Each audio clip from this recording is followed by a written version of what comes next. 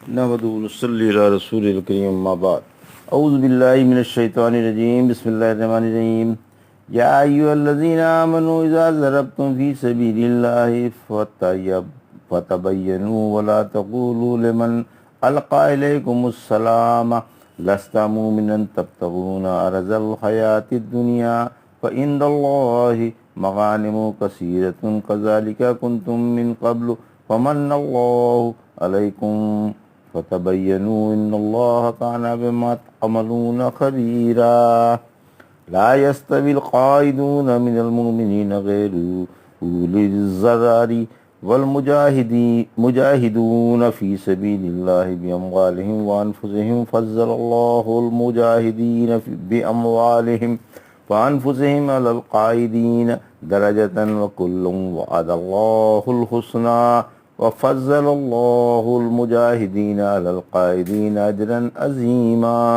درجات منه ومغفرة ورحمة وكان الله غفورا رحيما إن الذين توفاهم الملائكة ظالمي أنفسهم قالوا فيما كنتم قالوا كنا مستضعفين في الأرض قالوا ألم تكن أرض الله واسعة فتهاجروا فيها فأولئك مأواهم جهنم وساءت مصيرا إلا المستضعفين من الرجال والنساء والولدان لا يستطيعون حيلة ولا يهتدون سبيلا فأولئك عسى الله أن يعفو عنهم وكان الله عفوا غفورا ومن يهاجر في سبيل الله يجد في الأرض مراغما كثيرا وسعة ومن يخرج من بيته مهاجرا إلى الله ورسوله ثم يدركه الموت فقد وقع أجره على الله وكان الله غفورا رحيما۔ ابھی آپ نے سورہ نساء کی آیت 94 سے 100 تک کی تلاوت سماعت فرمائی۔ ان آیتوں کا ترجمہ اور تفسیر اس طرح: یا ایھا الذین آمنوا اذا ضربتم فی سبیل اللہ فتبینوا ولا تقولوا لمن القی علیکم السلام لست مؤمنا تبتغون عرض الحیاۃ الدنیا فعند اللہ مغانم کثیرہ کذالک کنتم من قبل فمن اللہ علیکم فتبینوا ان اللہ کان بما تعملون خبیرا۔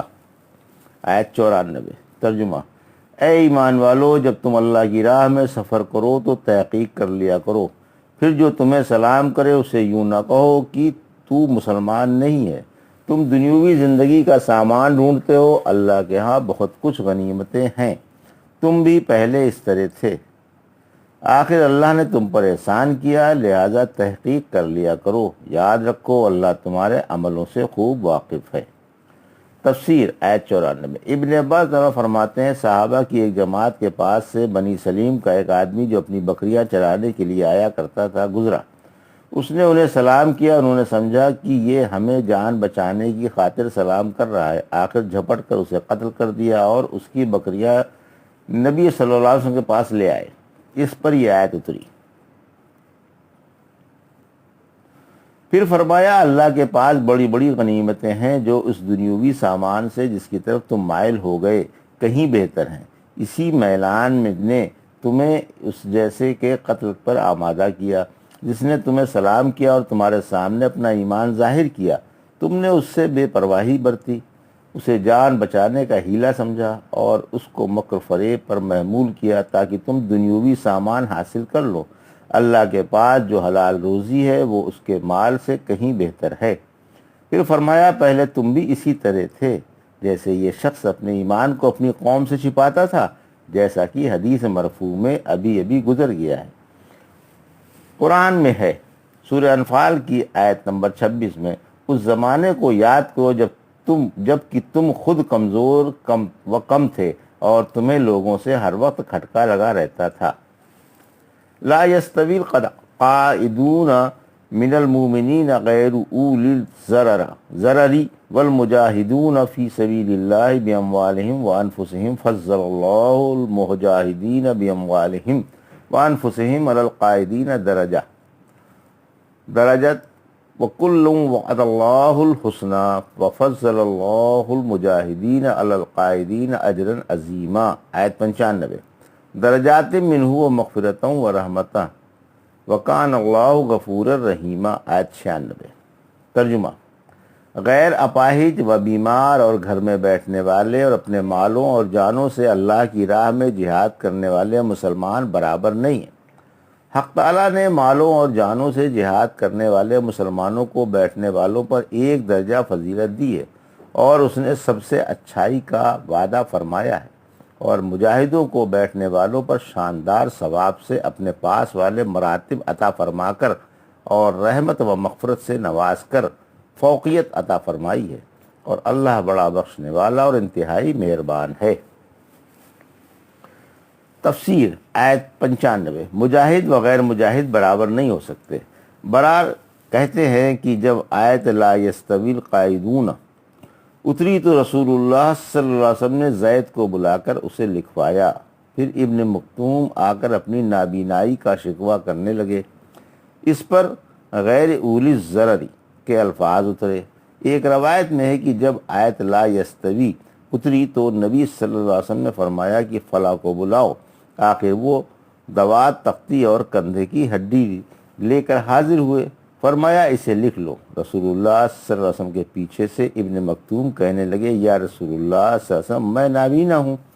آخر غیر اولی ضرری کے الفاظ اسی وقت نازل ہوئے۔ پھر فرمایا اللہ پاک نے مجاہدوں کو بیٹھنے والوں پر بڑا اجر عطا فرمایا ہے۔ آیت 96۔ مجاہدوں کی فضیلت۔ مجاہدوں کو غیر مجاہدوں پر جو فضیلت ہے اس کا بیان ہے کہ انہیں ان پر خلد بری کے بالا خانوں میں کئی درجے فضیلت ہے۔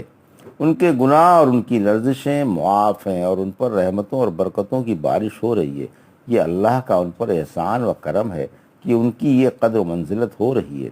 رحمت عالم صلی اللہ علیہ وسلم نے فرمایا یاد رکھو جنت میں 100 درجے ہیں جن کو اللہ نے اپنی راہ میں جہاد کرنے والوں کے لیے تیار فرمایا ہے۔ ہر 2 درجوں کے درمیان زمین سے آسمان تک کی مسافت ہے۔ ایک روایت میں ہے کہ جو ایک تیر مارے اسے 1 درجہ ثواب ہے۔ ایک شخص نے پوچھا یا رسول اللہ صلی اللہ علیہ وسلم درجہ کیا ہے؟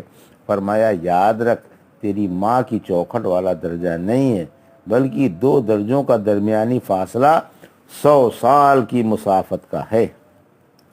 ان الذین توفاہم الملائکۃ ظالمی انفسہم قالوا فیما کنتم قالوا کنا مستضعفین فی الارض قالوا الم تکن ارض اللہ واسعۃ فتہاجروا فیہا فاولئک مأواہم جہنم وساءت مصیرا، آیت 97۔ الا المستضعفین من الرجال والنساء والولدان لا یستطیعون حیلۃ ولا یہتدون سبیلا، آیت 98۔ فاولئک عسی اللہ ان یعفو عنہم وکان اللہ غفورا رحیما، آیت 99۔ ومن یہاجر فی سبیل اللہ یجد فی الارض مراغما کثیرا وسعۃ ومن یخرج من بیتہ مہاجرا الی اللہ ورسولہ ثم یدرکہ الموت فقد وقع اجرہ علی اللہ وکان اللہ غفورا رحیما، آیت 100۔ ان آیتوں کا ترجمہ: جن کی جانیں فرشتے اس حال میں نکالیں گے کہ وہ اپنی جانوں پر ظلم کر رہے تھے تو کہیں گے کہ تم کس حال میں تھے؟ یہ جواب دیں گے کہ ہم زمین میں کمزور تھے۔ فرشتے کہیں گے کیا اللہ کی زمین وسیع نہ تھی کہ تم اس میں ہجرت کر جاتے؟ انہی کا ٹھکانہ جہنم ہے جو بدترین لوٹنے کی جگہ ہے۔ البتہ جو مرد، عورتیں اور بچے کمزور و بے بس ہیں کہ ناتواں، نہ تو ان کے بس کا کوئی حیلہ ہے اور نہ راستہ جانتے ہیں، یہی ایسے ہیں، یقین ہے کہ اللہ ان کو معاف فرما دے، اور اللہ بڑا معاف کرنے والا اور بڑی بخشش والا ہے۔ اور جو شخص اللہ کی راہ میں ہجرت کرے وہ زمین میں بہت سی جگہ اور کشادگی پائے گا، اور جو شخص اللہ کی اور اس کے رسول صلی اللہ علیہ وسلم کی طرف ہجرت کر کے نکل کھڑا ہوا پھر اسے موت آ جائے تو اللہ کے ذمے اس کا اجر ثابت ہو گیا، اور اللہ بڑی بخشش والا اور انتہائی مہربان ہے۔